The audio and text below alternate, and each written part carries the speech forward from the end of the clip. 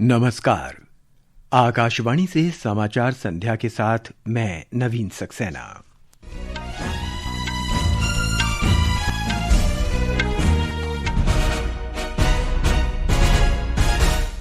चीन के तिएनजिन में शंघाई सहयोग संगठन शिखर सम्मेलन से इतर द्विपक्षीय वार्ता में प्रधानमंत्री नरेंद्र मोदी और चीन के राष्ट्रपति शी जिनपिंग सीमावर्ती क्षेत्रों में शांति और सौहार्द बनाने पर सहमत।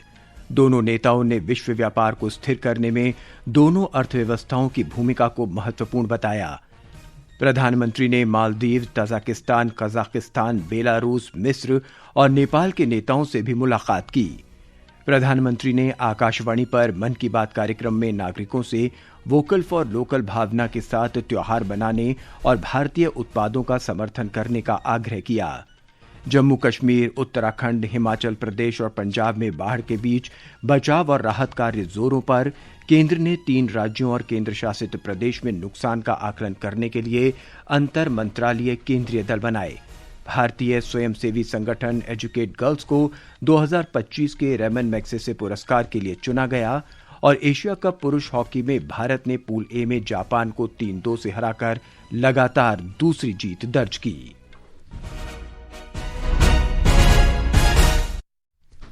और अब समाचार विस्तार से। प्रधानमंत्री नरेंद्र मोदी और चीन के राष्ट्रपति शी जिनपिंग ने आज चीन के तियानजिन में शंघाई सहयोग संगठन एससीओ शिखर सम्मेलन से इतर द्विपक्षीय वार्ता की। बैठक के बाद सोशल मीडिया पर एक पोस्ट में श्री मोदी ने कहा कि उन्होंने रूस के कजान शहर में अपनी पिछली बैठक के बाद से भारत चीन संबंधों में आई सकारात्मक प्रगति की समीक्षा की। प्रधानमंत्री ने कहा कि दोनों नेताओं ने सीमावर्ती क्षेत्रों में शांति और सौहार्द बनाए रखने के महत्व पर सहमति व्यक्त की और आपसी सम्मान, आपसी हित और आपसी संवेदनशीलता के आधार पर सहयोग के प्रति अपनी प्रतिबद्धता दोहराई। बैठक के दौरान दोनों नेताओं ने इस बात पर जोर दिया कि भारत और चीन विकास में भागीदार हैं, प्रतिद्वंदी नहीं, और उनके मतभेद विवादों में नहीं बदलने चाहिए।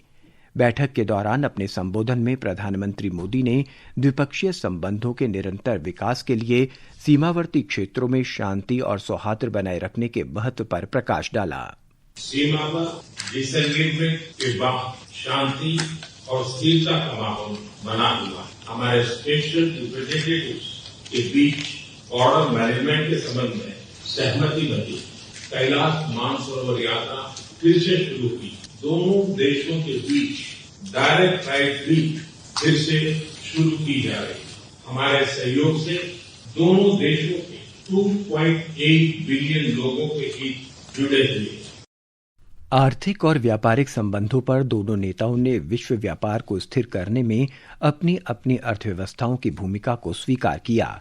प्रधानमंत्री ने कहा कि भारत और चीन दोनों ही रणनीतिक स्वायत्तता चाहते हैं और उनके संबंधों को किसी तीसरे देश के नजरिए से नहीं देखा जाना चाहिए। प्रधानमंत्री मोदी ने म्यांमार के राज्य सुरक्षा और शांति आयोग के अध्यक्ष वरिष्ठ जनरल बिन आंग ह्यांग से भी मुलाकात की। बैठक के दौरान प्रधानमंत्री ने कहा कि भारत अपनी पड़ोसी प्रथम, एक्ट ईस्ट और हिंद प्रशांत नीतियों के तहत म्यांमार के साथ अपने संबंधों को महत्व देता है। प्रधानमंत्री मोदी ने मालदीव, ताजिकिस्तान, कजाकिस्तान और बेलारूस के राष्ट्रपतियों तथा मिस्र और नेपाल के प्रधानमंत्रियों सहित विश्व नेताओं से मुलाकात की। सोशल मीडिया पर एक पोस्ट में श्री मोदी ने इन नेताओं से मिलकर खुशी जाहिर की। कजाकिस्तान के राष्ट्रपति कासिम जोमार्ट के टोकायेव के साथ अपनी बैठक के दौरान प्रधानमंत्री ने कहा कि भारत और कजाकिस्तान ऊर्जा, सुरक्षा, स्वास्थ्य सेवा और फार्मा सहित कई प्रमुख क्षेत्रों में मिलकर काम कर रहे हैं। तजाकिस्तान के राष्ट्रपति इमोमाली रहमोन के साथ अपनी बातचीत पर प्रसन्नता व्यक्त करते हुए श्री मोदी ने इस बात पर प्रकाश डाला कि भारत के व्यापार और सांस्कृतिक संबंध बढ़ रहे हैं और ये एक अद्भुत संकेत है। मालदीव के राष्ट्रपति मोहम्मद मुइज़्ज़ से बातचीत में प्रधानमंत्री ने कहा कि मालदीव के साथ भारत का विकासात्मक सहयोग दोनों देशों के लोगों के लिए बहुत फायदेमंद है। प्रधानमंत्री नरेंद्र मोदी ने कहा है कि देश को स्थानीय उत्पादों को बढ़ावा देने के लिए वोकल फॉर लोकल, आत्मनिर्भर भारत और विकसित भारत के मंत्र के साथ आगे बढ़ना होगा। आकाशवाणी से मन की बात कार्यक्रम में आज उन्होंने कहा कि देशवासियों को स्वदेशी को ध्यान में रखना चाहिए। आने वाले दिनों में बहुत सारे त्योहारों की रौनक होगी। उन त्योहारों में आपको स्वदेशी की बात कभी भी भूलनी नहीं है। उपहार वही जो भारत में बना हो, पहनावा वही जो भारत में बुना हो, सजावट वही जो भारत में बने सामान से हो। एक ही मंत्र, वोकल फॉर लोकल। ये समाचार आकाशवाणी से प्रसारित किए जा रहे हैं। ताजा समाचार जानने के लिए आप हमारे social media handle x@AIR news Hindi को फॉलो कर सकते हैं। समाचार संध्या में आपका फिर स्वागत है। जम्मू कश्मीर, उत्तराखंड, हिमाचल प्रदेश और पंजाब में बाढ़ के बीच बचाव और राहत कार्य जोरों पर है। गृह मंत्री अमित शाह कल जम्मू का दौरा करेंगे। वो जम्मू में जारी बचाव और राहत कार्यों की समीक्षा करेंगे तथा हाल ही में बादल फटने और बाढ़ से हुए नुकसान का आकलन करेंगे।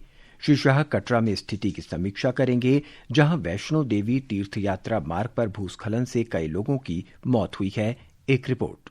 गृह मंत्री जम्मू में बाढ़ से प्रभावित हुए क्षेत्रों का हवाई सर्वेक्षण करेंगे और राजभवन में अधिकारियों के साथ एक बैठक भी करेंगे। इस दौरान उपराज्यपाल मनोज सिन्हा, गृह मंत्रालय और केंद्र शासित प्रदेश प्रशासन के वरिष्ठ अधिकारी उन्हें अब तक किए गए बचाव, राहत और पुनर्वास संबंधी कामों की जानकारी देंगे। बैठक में जम्मू कश्मीर में हुए नुकसान और साथ ही अभी चलाए जा रहे राहत और बचाव कार्यों और जम्मू में बुनियादी ढांचे की बहाली पर बातचीत की जाएगी। श्री शाह क्षेत्रों में जारी राहत, पुनर्वास और प्रभावित हुए परिवारों से भी मिलेंगे। बैठक के बाद गृह मंत्री श्री माता वैष्णो देवी के आधार शिविर कटरा सहित बाढ़ से प्रभावित विभिन्न क्षेत्रों का दौरा करेंगे। जम्मू से एन गुलशन रैना की रिपोर्ट के साथ समाचार कक्ष से वैष्णवी।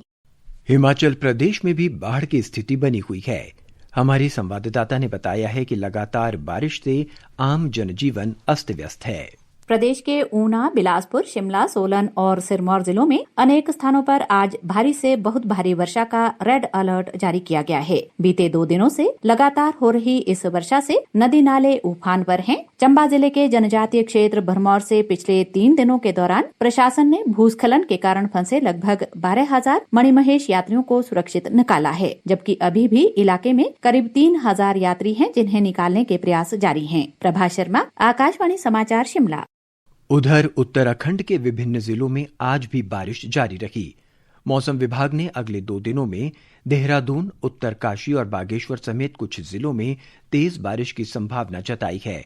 भूस्खलन संभावित क्षेत्रों में रहने वाले लोगों को सतर्क रहने की सलाह दी गई है। उधर पंजाब भीषण बाढ़ से जूझ रहा है। लगातार बारिश और प्रमुख नदियों में उफान के चलते कोई राहत नहीं मिल रही है। हमारी संवाददाता ने बताया है कि सेना, वायुसेना, बीएसएफ, एनडीआरएफ, एसडीआरएफ और पंजाब पुलिस समेत समूचा राज्य प्रशासन जानमाल की सुरक्षा के लिए 24 घंटे अथक प्रयास कर रहा है। पंजाब के आपदा प्रबंधन एवं राजस्व मंत्री हरदीप सिंह मुंडिया ने बताया कि अब तक राज्य भर में कुल 1,312 गांव प्रभावित हुए हैं और लगभग 15,000 लोगों को सुरक्षित स्थानों पर पहुंचाया गया है। बाढ़ के कारण कुछ लोगों की मौत की भी सूचना मिली है। हालांकि पंजाब सरकार ने अभी तक कोई पुष्टि नहीं की है। उधर भारतीय वायुसेना के एक हेलीकॉप्टर ने आज पठानकोट के माधोपुर बैराज से पार्थिव शरीरों को सम्मानजनक वापसी सुनिश्चित करने के लिए एयरलिफ्ट किया है। इस बीच मुख्यमंत्री भगवंत मान और पंजाब भाजपा प्रमुख सुनील जाखड़ सहित अन्य ने प्रधानमंत्री से स्थिति से निपटने के लिए केंद्रीय सहायता के साथ तत्काल हस्तक्षेप करने की अपील की है। राजेश बाली, आकाशवाणी समाचार, जालंधर। मौसम विभाग ने हिमाचल प्रदेश और उत्तराखंड में कल मूसलाधार वर्षा के साथ कुछ स्थानों पर तेज वर्षा का रेड अलर्ट जारी किया है। विभाग ने अगले 2 दिनों तक पूर्वी राजस्थान, हरियाणा, चंडीगढ़, दिल्ली, जम्मू कश्मीर, लद्दाख, गिलगित बाल्तिस्तान, मुजफ्फराबाद, ओडिशा, पंजाब और उत्तर प्रदेश में अलग अलग स्थानों पर अत्यधिक वर्षा का अनुमान लगाया है। इस बीच गृह मंत्रालय ने भारी वर्षा, बाढ़, बादल फटने और भूस्खलन से हुए नुकसान का आकलन करने के लिए हिमाचल प्रदेश, उत्तराखंड, पंजाब और जम्मू कश्मीर के लिए अंतर मंत्रालय केंद्रीय दलों का गठन किया है। एक बयान में मंत्रालय ने कहा है कि गृह मंत्री अमित शाह के निर्देश पर ये दल मौके पर जाकर स्थिति का आकलन करेंगे और संबंधित राज्य सरकारों के राहत कार्यों की समीक्षा करेंगे। केंद्रीय गृह और सहकारिता मंत्री अमित शाह ने आज दोहराया कि 31 मार्च 2026 तक पूरे देश से नक्सलवाद का उन्मूलन कर दिया जाएगा। वो आज गांधीनगर में गुजरात गृह विभाग द्वारा 217 करोड़ रुपए की लागत से निर्मित विभिन्न विकास कार्यों के उद्घाटन के अवसर पर बोल रहे थे। इनमें डायल 112 जन रक्षक परियोजना भी शामिल है। एक रिपोर्ट। जन रक्षक परियोजना की सराहना करते हुए श्री शाह ने कहा कि एक ही आपातकालीन नंबर से अब नागरिक पुलिस, एम्बुलेंस, फायर और महिला और बाल हेल्पलाइन जैसी कई सेवाएं प्राप्त कर सकते हैं। 1000 से अधिक आधुनिक वाहन इन सेवाओं को मजबूत करेंगे और संकट की स्थिति में निकटतम वाहन तुरंत घटनास्थल पर पहुंचेगा। यह गुजरात में नागरिक केंद्रित आपातकालीन सेवाओं की दिशा में एक महत्वपूर्ण कदम है। अपर्णा खून, आकाशवाणी समाचार, अहमदाबाद। केंद्रीय पर्यावरण, वन और जलवायु परिवर्तन मंत्री भूपेंद्र यादव ने मिथिला को ज्ञान और साधना की ऐसी भूमि बताया है जिसने अपनी आध्यात्मिक चमक से दुनिया को प्रकाशित किया है। नई दिल्ली में आज भारत के आध्यात्मिक, सांस्कृतिक और राष्ट्र निर्माण के प्रयासों में दरभंगा राज के योगदान पर एक संगोष्ठी में उन्होंने कहा कि गौतम ऋषि द्वारा रचित न्याय दर्शन भी इसी पवित्र भूमि से उत्पन्न हुआ था। दुनिया में जब फिलॉसफी की बात चलती है तो पश्चिम की फिलॉसफी से हमारी भारतीय परंपरा में एक बड़ी बात रहती है कि हमारे यहाँ बड़ी परंपरा जीवन के अंतिम लक्ष्य मोक्ष को प्राप्त करने की है। लेकिन जो भारत में न्याय दर्शन गौतम ऋषि ने दिया वो बेसिकली सांसारिक जीवन को जीने का एक बहुत मूलभूत मार्ग दिखाता है। ये समाचार हमारी वेबसाइट www.newsonair.gov.in और हमारे न्यूज ऑन एआईआर ऐप पर भी उपलब्ध हैं। ये आकाशवाणी है। देश के ग्रामीण क्षेत्रों और शैक्षिक दृष्टि से उपेक्षित इलाकों में लड़कियों की शिक्षा के लिए सामुदायिक और सरकारी संसाधन जुटाने के प्रति समर्पित भारत के एक स्वयंसेवी संस्थान the foundation to educate girls globally को 2025 के रमन मैग्सेसे पुरस्कार के लिए नामित किया गया है। इस संगठन की स्थापना सामाजिक कार्यकर्ता सफीना हुसैन ने 2007 में राजस्थान में की थी। ये संगठन एजुकेट गर्ल्स के नाम से लोकप्रिय है। बिहार के राजगीर में पुरुषों की एशिया कप हॉकी चैंपियनशिप में आज भारत ने जापान को 3-2 से हराकर लगातार दूसरी जीत दर्ज की। एक रिपोर्ट। राजगीर में खचाखच भरे अंतर्राष्ट्रीय स्टेडियम में कप्तान हरमनप्रीत सिंह के नेतृत्व वाली टीम ने कांटे की टक्कर में जापान के खिलाफ जीत हासिल कर दर्शकों की आकांक्षाओं को पूरा किया। हरमनप्रीत सिंह का शानदार प्रदर्शन जारी रहा और उन्होंने 2 गोल दागकर मेजबान टीम की जीत पक्की कर दी। प्रतियोगिता में इसके साथ भारतीय कप्तान ने 5 गोल पूरे कर लिए हैं। जापान की ओर से दोनों गोल क्वाबे ने किए। 3-2 से जीती हुई बाजी में अभिषेक को मैन ऑफ द मैच चुना गया। धर्मेंद्र कुमार राय, आकाशवाणी समाचार, राजगीर। पूल ए के अपने अंतिम मैच में कल भारतीय टीम का मुकाबला कजाकिस्तान से होगा। मथुरा के बरसाना में आज राधा अष्टमी उत्सव बड़े उत्साह के साथ मनाया जा रहा है। हमारे संवाददाता ने बताया है कि सुबह से ही दुनिया भर से भक्त मंदिरों में आ रहे हैं। और अंत में मुख्य समाचार एक बार फिर। चीन के तियानजिन में शंघाई सहयोग संगठन शिखर सम्मेलन से इतर द्विपक्षीय वार्ता में प्रधानमंत्री नरेंद्र मोदी और चीन के राष्ट्रपति शी जिनपिंग सीमावर्ती क्षेत्रों में शांति और सौहार्द बनाने पर सहमत। दोनों नेताओं ने विश्व व्यापार को स्थिर करने में दोनों अर्थव्यवस्थाओं की भूमिका को महत्वपूर्ण बताया। प्रधानमंत्री ने मालदीव, ताजिकिस्तान, कजाकिस्तान, बेलारूस, मिस्र और नेपाल के नेताओं से भी मुलाकात की। प्रधानमंत्री ने आकाशवाणी पर मन की बात कार्यक्रम में नागरिकों से वोकल फॉर लोकल भावना के साथ त्योहार मनाने और भारतीय उत्पादों का समर्थन करने का आग्रह किया। जम्मू कश्मीर, उत्तराखंड, हिमाचल प्रदेश और पंजाब में बाढ़ के बीच बचाव और राहत कार्य जोरों पर। केंद्र ने 3 राज्यों और केंद्र शासित प्रदेश में नुकसान का आकलन करने के लिए अंतर मंत्रालय केंद्रीय दल बनाए। और भारतीय स्वयंसेवी संगठन एजुकेट गर्ल्स को 2025 के रमन मैग्सेसे पुरस्कार के लिए चुना गया। इसके साथ ही समाचार संध्या का ये अंक समाप्त हुआ। नमस्कार।